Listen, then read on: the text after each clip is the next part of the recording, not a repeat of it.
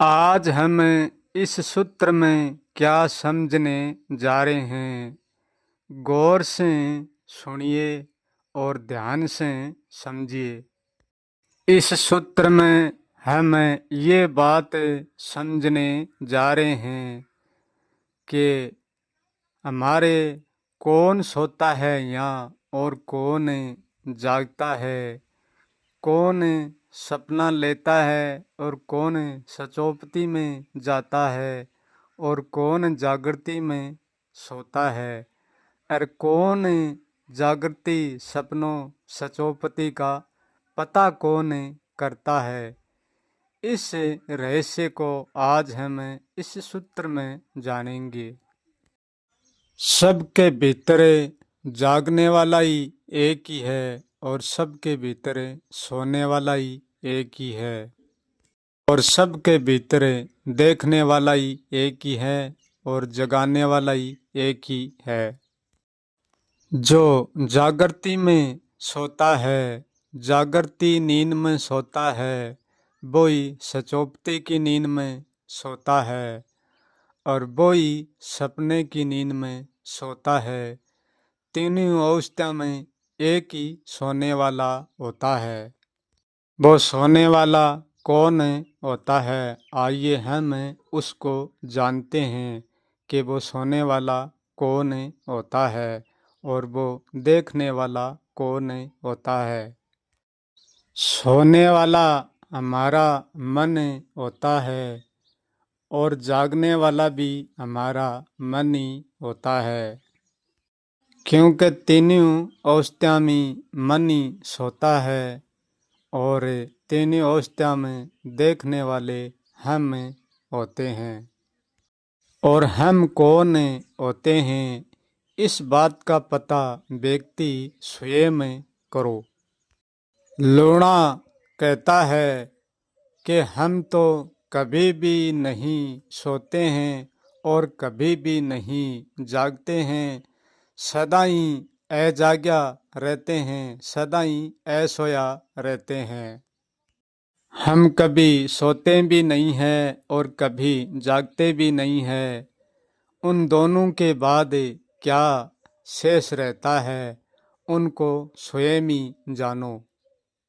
कि इन प्रश्न को व्यक्ति स्वयं जानता है कि मैं कौन हूँ, तभी वो स्वयं के सत्य को जान पाता है, क्योंकि दूसरे की सुनने से स्वयं को नहीं जान सकता। हम तो जागृति में हमारे मन को देखते रहते हैं और सचोपती में देखते रहते हैं और सपने में भी देखते रहते हैं और प्रियम भी देखते रहते हैं। चारों अवस्था में हम मन को देखते रहते हैं, हर क्षण हर पल में इतना करीब से देखते हैं कि क्षण और पल भी बड़ी पड़ जाती है। इतने सूक्ष्म से, अति सूक्ष्म रूप से, अति अरूप से, इतने करीब से देखते हैं जो कहा भी नहीं जाता। मन जब सोता है तो अपनी व्यवस्था करके सोता है। मन की व्यवस्था मन को जगा देती है, और जब मन जागता है तो अपनी व्यवस्था करके जागता है। मन की व्यवस्था ही मन को जगा देती है।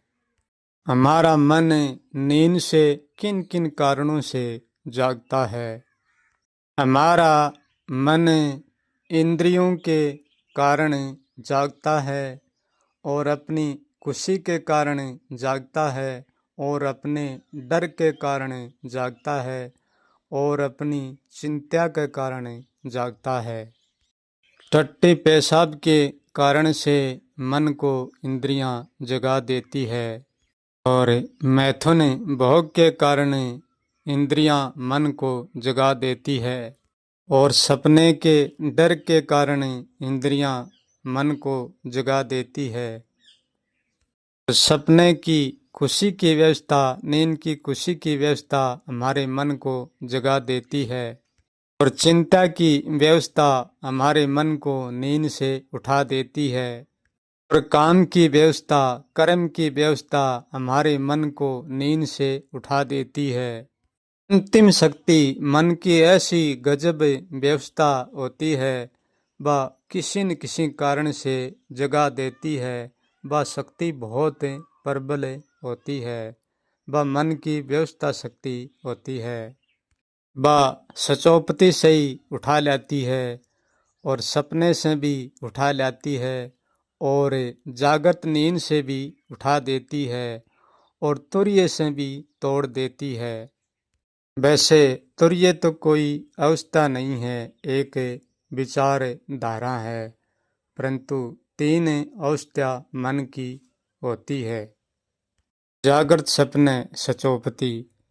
क्योंकि हमारा मन इतना प्रबल है, इतना शक्तिशाली है, वो सोने से पहले जागने की पूरी व्यवस्था बनाकर ही सोता है और जागने से पहले जागने की पूरी व्यवस्था बनाकर ही जागता है। इसलिए मन पहले प्रकट नहीं होता, पहले अपनी व्यवस्था प्रकट करता है, स्वयं बाद में प्रकट होता है। व्यवस्था करके प्रकट होता है, बिना व्यवस्था मन प्रकट नहीं होता है। क्योंकि व्यवस्था भीतरी मन से होती है और बाहरी मन के काम आती है। जो बाहर का मन है उसी के काम आती है। क्योंकि जो बाहर का हमारा मन है वो दिन और रात के चक्कर से चलता है। क्योंकि दिन और रात का जो कर्म चक्कर है वो बाहरी चक्कर है और वो नश्वर चक्कर है। जो भीतरी कर्म चक्कर है वो नश्वर होकर भी सदा अनश्वर है, वो अटल है। एक बाहिरमुखी मन होता है और दूसरा भीतरमुखी। और देखने वाला तो भीतरमुखी को भी देखता है और बाहिरमुखी को भी देखता है। देखने वाला कौन होता है इसका नाम मैं नहीं बता सकता, क्योंकि इसका नाम होता नहीं है, इसलिए मैं नहीं बता सकता। क्योंकि उसके लिए हम एनामी भी नहीं कह पाएंगे, वो एनामी भी नहीं है। ये नाम का अरूप ही एनामी है। भीतरिक मन है वो एनामी है और जो बाहरी मन है वो नामी है, उसका नाम लिया जाता है। नाम दोनों का ही लिया जाता है, बाहरी मन का ही लिया जाता है और भीतरी मन का भी लिया जाता है। भीतरी का एनामी और बाहरी का नामी। बाहर जीवन जीता है ये नाम का मन है और जो भीतर है वो एनाम का मन है। इसलिए हमारा मन ही सोता है और मन ही जागता है। जब तन और मन को हम जागृत नींद में सोया हुआ देखते हैं, वो देखना हमारे भीतरमुखी मन का होता है। जब मन बाहिरमुखी हो जाता है तो भीतरमुखी देखकर भी देखना बंद कर देता है। इसलिए हमें तन और मन की नींद को आसानी से देख सकते हैं, परंतु देखने की कला का ज्ञान होना चाहिए। यदि देखने की कला का ज्ञान नहीं है तो हम नहीं देख पाएंगे। क्योंकि देखने वाला तो देखता रहता है, परंतु हम देखने वाले को जानते ही नहीं है, इसलिए हमको पता नहीं होता है। क्योंकि हम सब कुछ के देखने वाले को जगा लेते हैं, सब कुछ का अनुभव करने वाले को ही हम जगा लेते हैं। क्योंकि सबको जानने वाला ही हमारा मन है और कुछ को जानने वाला ही हमारा मन है। हम हर एक चीज को और हर एक विचार को हम कहते तो हैं कि ये हमारी चीज है और ये हमारा विचार है और ये हमारा मन है।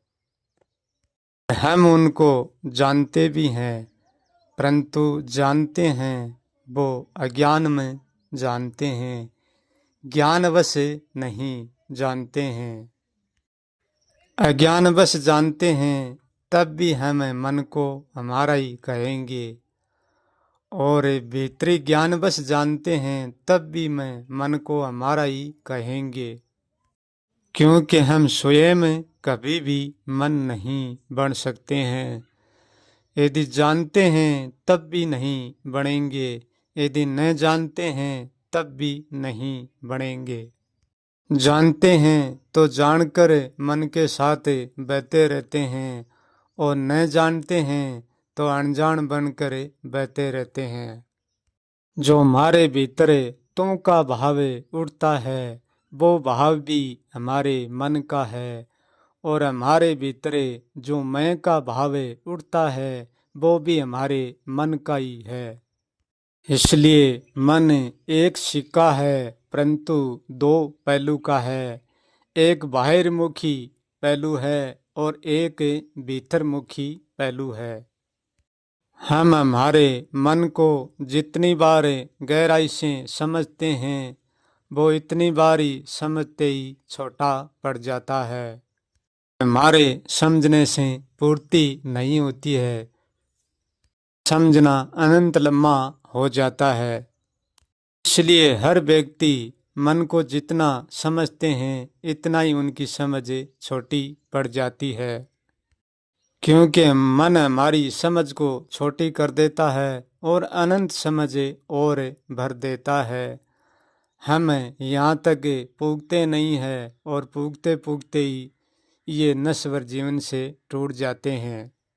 ये मन के कोने तक हम पूगते ही नहीं हैं, हमेशा ही अपूगे ही रह जाते हैं, अनपूगे ही रह जाते हैं। मन कोई छोटा सा खिलौना नहीं है जो भीतर उतर कर झटपट जान लिया कि बस मन इतना ही है। ऐसा नहीं है, मन बहुत बड़ा रहस्य है, अनंत रहस्य है, क्योंकि मन पूरा ब्रह्मांड है। मन सब कुछ है, मन के अलावा और कुछ भी नहीं है, क्योंकि मन से कोई परे नहीं हो सकता और मन से कोई उरे नहीं हो सकता। मन भी वो ब्रह्मांड का कूड़ रहस्य है और मन भी वो ब्रह्मांड का पूरा संपूर्ण सत्य है। मन को हम खोज कर कभी भी पूरा नहीं कर सकते हैं। जितना खोजते हैं जितना ही अधूरा हो जाता है। इतना खाली करने का प्रयास करते हैं इतना ही हमारा मन अपने आप से वापस भर जाता है, क्योंकि मन कुछ भी करने से पूरा नहीं होता है। जितना हम करते हैं इतना ही वो बढ़ता रहेगा।